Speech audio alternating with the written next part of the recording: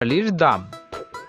রোডেনশিয়া বর্গের স্কিউরিডে গোত্রের অনেকগুলো ছোট বা মাঝারি আকারের স্তন্যপায়ী প্রজাতির মধ্যে কাঠবিড়ালি অন্যতম।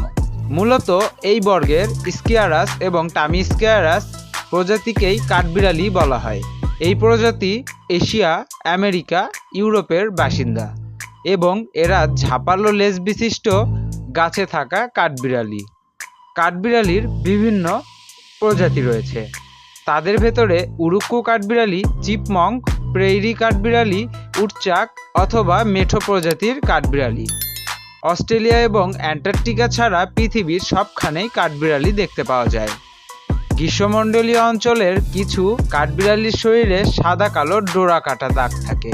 কাঠবিড়ালির সামনের পা দুটি ছোট এবং পেছনের পা দুটি বড় হয়ে থাকে, ফলে এরা সহজেই লাফ দিতে পারে। উরুক্কু কাঠবিড়ালির সামনের পা থেকে পেছনের